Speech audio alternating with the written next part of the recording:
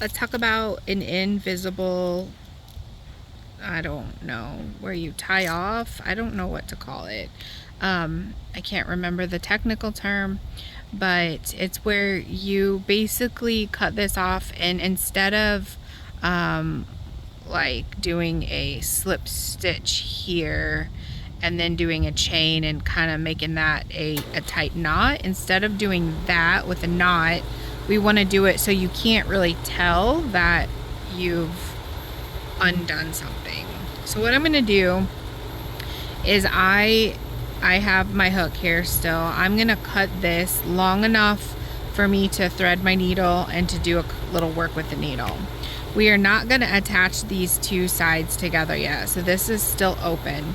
And I cut this yarn, and I want to make sure that you do not pull the yarn out this way, but you are going to pull the tail of the yarn through this last stitch here.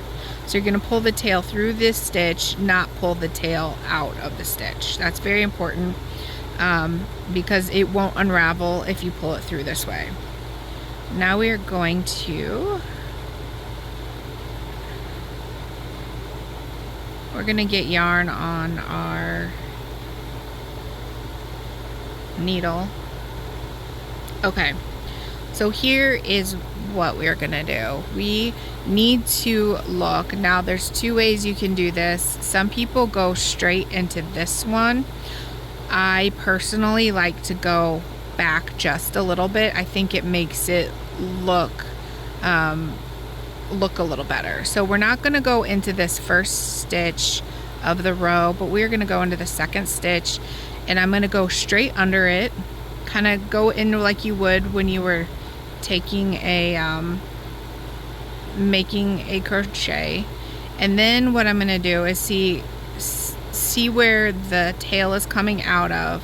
What we want to do is we're going to tighten that up a little bit, and then we're going to see where this tail is coming out of. We are actually going to insert our needle right through there. So what I'm going to do is I'm going to insert the hook here, and it should come out out the back here. I like to also grab this third loop, and we're going to do this first, and we're going to wiggle it around so it looks good. Okay, so we wiggle that around until it looks good here, but then we want to make sure that we really secure this yarn.